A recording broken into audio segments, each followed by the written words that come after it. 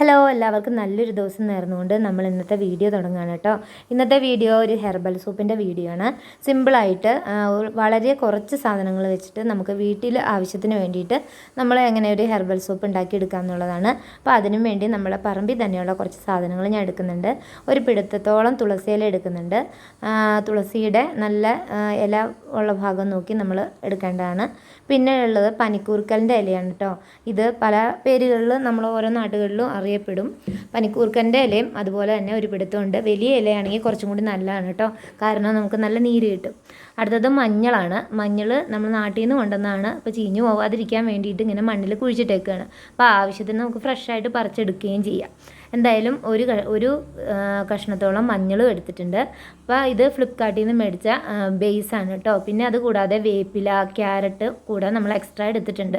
Aloe vera ഉണ്ടെങ്കിൽ അതും നല്ലതാണ് കേട്ടോ. ഞാൻ എന്തായാലും ഇത്ര സാധനങ്ങളെ എടുത്തിട്ടുള്ളൂ. അപ്പോൾ ഇതെല്ലാം കൂടി അരച്ചിട്ട് നമുക്കൊന്ന് നീരാക്കി എടുക്കണം. 2.5 സ്പൂണോളം നീരും കിട്ടിയിട്ടുണ്ട്.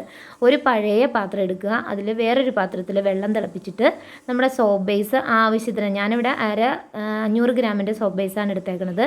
അത് ചെറിയ കഷ്ണങ്ങളാക്കി ഇങ്ങനെ വെള്ളം തിളപ്പിച്ചതിൻ്റെ മുകളിൽ വെച്ചിട്ട് നന്നായിട്ടൊന്ന് ഉരുക്കിയെടുക്കേണ്ടതാണ് കേട്ടോ.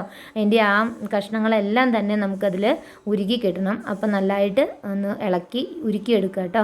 ഉരുക്കിയെടുത്ത സോപ്പ് ബേസിലേക്ക് 2.5 സ്പൂണോളം കോക്കനട്ട് ഓയിൽ ചേർത്ത നമ്മൾ നീരാക്കി വെച്ചിരിക്കുന്ന ആ ലിക്വിഡ് ചേർത്ത് കൊടുക്കുക. എന്നിട്ട് വീണ്ടും നമ്മൾ ആ ചൂടുവെള്ളത്തിൻ്റെ മുകളിൽ വെച്ചിട്ട് തന്നെ ഇത് ഒന്നിട്ട് ചൂടാക്കി എടുക്കേണ്ടതാണ്. അപ്പോൾ ഇതിൽ വരുന്ന ബാക്കി ഇങ്ങനെ കട്ടകളും അത് ഉടഞ്ഞു പോയിക്കോളും. പിന്നെ നമ്മൾ മോൾഡിലേക്ക് കുറച്ച് എണ്ണ നന്നായിട്ട് തൂത്ത് കൊടുക്കുന്നുണ്ട്. ശേഷം നമുക്കിതങ്ങോട്ട് ഒഴിച്ചു കൊടുക്കാം. മുകളിൽ വരുന്ന എല്ലാം പതയാണ്. ഞാനെൻ്റെ ഇളക്കലിൻ്റെ സ്പീഡ് ഇച്ചിരി കൂടിപ്പോയപ്പോൾ പതിയായി പോയതാണ്. എന്തായാലും നമ്മൾ വീട്ടാവശ്യത്തിനായതുകൊണ്ട് നമ്മളതൊന്നും റിമൂവ് ചെയ്യുന്നില്ല. അല്ലാതെയാണെങ്കിൽ ഇല വെച്ചിട്ടോ പ്ലാസ്റ്റിക് വെച്ചിട്ടോ നമുക്കത് റിമൂവ് ചെയ്തെടുക്കാം. പിന്നെ ബാക്കി കുറച്ചുണ്ടായിരുന്നു. കാണുന്ന ഡെപ്പിയിലേക്കൊക്കെ ഞാനങ്ങ് ഒഴിച്ചു കൊടുത്തു. ഏകദേശം ഒരു 2.5 മണിക്കൂർ കഴിയണം നമുക്കിതൊന്ന് സെറ്റായി എടുക്കാനായിട്ട്. അപ്പോൾ 2.5 മണിക്കൂർ ഏകദേശം കഴിഞ്ഞപ്പോൾ നമ്മളിതൊന്ന് എടുക്കാൻ പോവുകയാണ് കേട്ടോ. മേളിൽ പതയൊക്കെ ഇതുപോലെ തന്നെ ആയിരിക്കേണ്ടത്. വേറൊരു ഡിസൈൻ പോലെ ആയിട്ടുണ്ട്. പക്ഷെ നമ്മൾ പുറത്തേക്ക് കൊടുക്കുമ്പോൾ ഇങ്ങനെയൊന്നും കൊടുക്കരുത്. എന്തായാലും സോപ്പ് അടിപൊളിയായിട്ടുണ്ട്.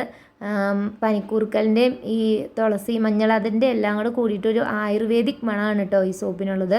ഇതിൽ നമ്മൾ ഗ്ലിസറിനോ വൈറ്റമിൻ ഇയോ അങ്ങനത്തെ പെർഫ്യൂമോ കാര്യങ്ങളോ ഒന്നും നമ്മൾ ആഡ് ചെയ്തിട്ടില്ല. അപ്പോൾ പത ഭയങ്കര കുറവായിരിക്കും. പക്ഷെ സംഭവം അടിപൊളിയാണ്. ഗ്ലിസറിനൊക്കെ കുറച്ച് ആഡ് ചെയ്യുവാണെങ്കിൽ കുറച്ചും കൂടി പത ഉണ്ടാവും. എന്തായാലും ഞാനങ്ങനെ ആഡ് ചെയ്തിട്ടില്ലാത്തതുകൊണ്ട് പത കുറവാണ് എന്നുള്ളൊരൊറ്റ പ്രശ്നമേ ഉള്ളൂ. ബാക്കി വേറൊരു കുഴപ്പമില്ല. എന്തായാലും സോപ്പ് അടിപൊളിയായി.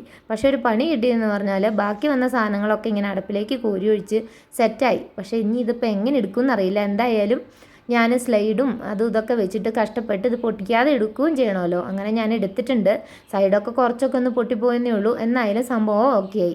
അപ്പോൾ അതേ നമ്മുടെ സോപ്പ് റെഡി ആയിട്ടുണ്ട്. നമ്മുടെ കൊച്ചു മക്കളുള്ള വീടുകളിൽ സോപ്പൊക്കെ നമുക്ക് പുറത്തുനിന്ന് മേടിക്കുന്നതിന് പകരം ഇങ്ങനെ ഒരു സോപ്പ് ബേസ് മേടിച്ച് അവർക്ക് ഇഷ്ടപ്പെട്ട രീതിയിലുള്ള മൗൾഡും മേടിച്ച് ഇങ്ങനെ സെറ്റാക്കി കൊടുത്താൽ അവർ ഹാപ്പിയായി.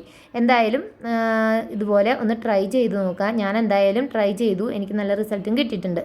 എല്ലാവർക്കും വീഡിയോ ഇഷ്ടമായെന്ന് കരുതുന്നു. അപ്പോൾ ഇഷ്ടപ്പെട്ട സപ്പോർട്ട് ചെയ്യാൻ മറക്കല്ലേ. അടുത്ത വീഡിയോ ആയിട്ട് വീണ്ടും കാണാം.